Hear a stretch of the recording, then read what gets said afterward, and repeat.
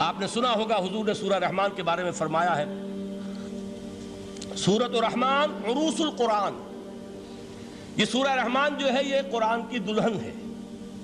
جیسے دلہن کو آپ خوشنما لباس پہناتے ہیں، آراستہ پیراستہ اس کو گہنے اور اس کو زیور پہناتے ہیں، تو جس طریقے سے سجاتے ہیں آپ دلہن کو، اللہ تعالیٰ نے ایک سورت قرآن مجید میں یہ ایسی رکھی ہے سورہ رحمان کہ اسے خوب سجایا ہے.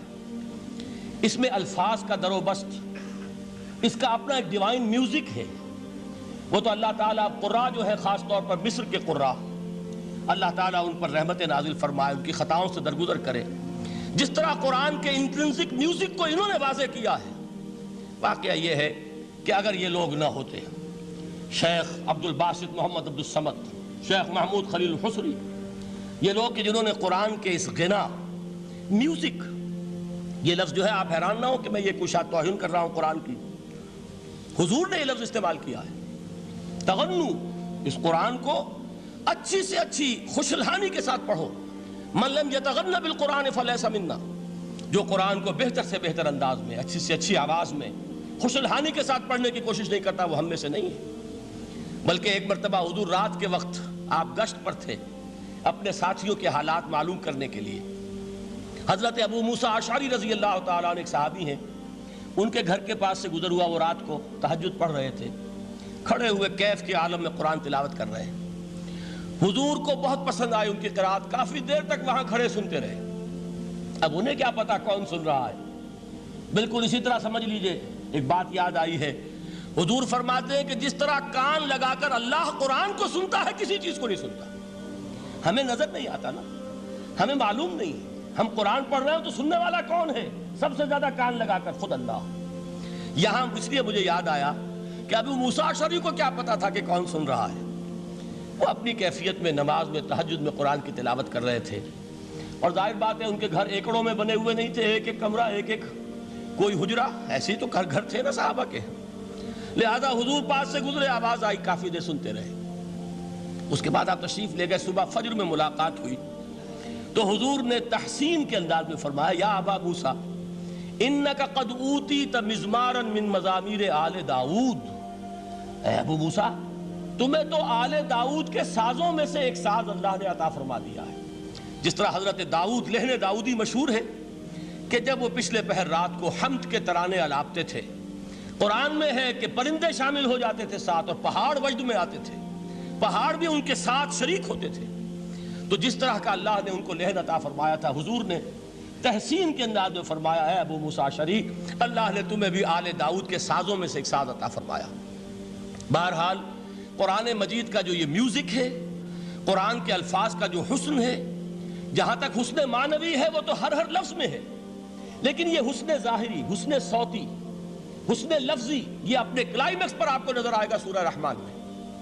لیکن قرآن میں یہ سورت اس اعتبار سے بھی ممتاز ہے، اس کی 4 آیات پر ذرا توجہ کریں گے، عجیب حقائق سامنے آئیں گے. جہاں یہ قرآن مجید کے حسن صوت اور حسن لفظی کی معراج ہے، وہیں اس کی پہلی 4 آیات میں 4 چوٹی کی چیزوں کا ذکر ہے، سب سے اونچی چیزیں. پہلی آیت کیا ہے؟ الرحمن. ایک آیت ہو گئی. رحمان کیا ہے؟ اللہ کا نام ہے. کبھی آپ نے غور کیا اللہ کے ناموں میں سب سے پیارا نام کون سا ہوگا؟ رحمان. کیوں؟ اس کا مادہ کیا ہے؟ رحمت. ہمیں سب سے بڑھ کر جس چیز کی ضرورت ہے وہ کیا ہے؟ رحمت خداوندی.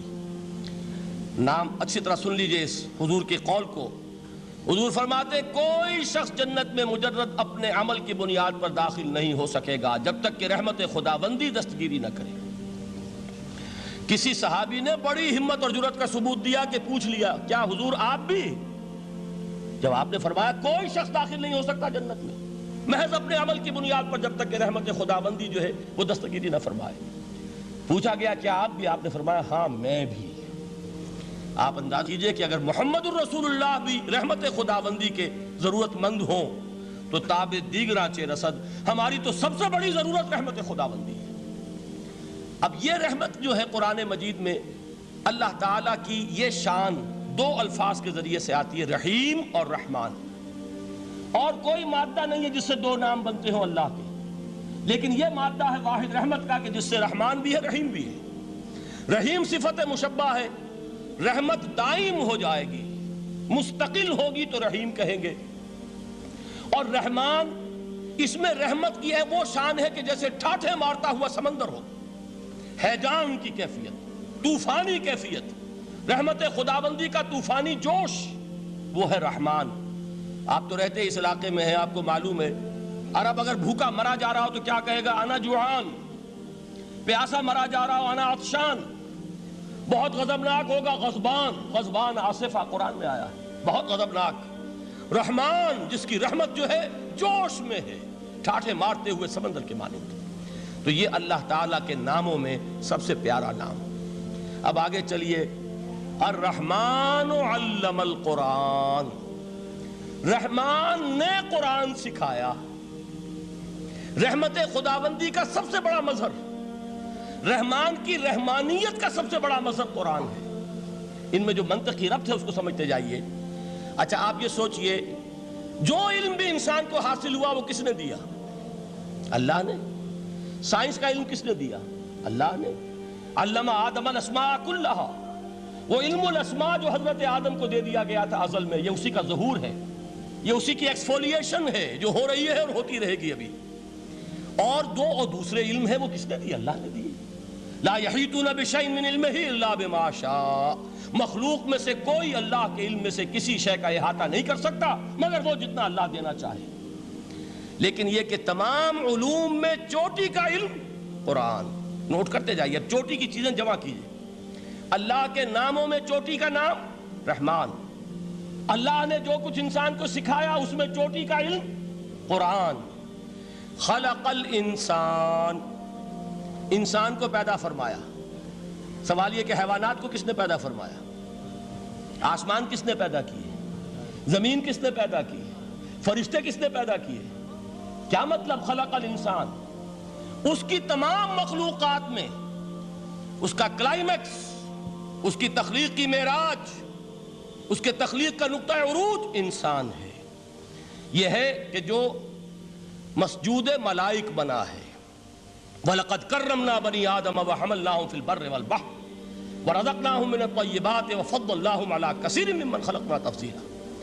تو تخلیق میں سب سے اونچی تخلیق انسان کی، علموں میں سب سے اونچا علم قرآن کا، اللہ کے ناموں میں سب سے اونچا نام رحمان۔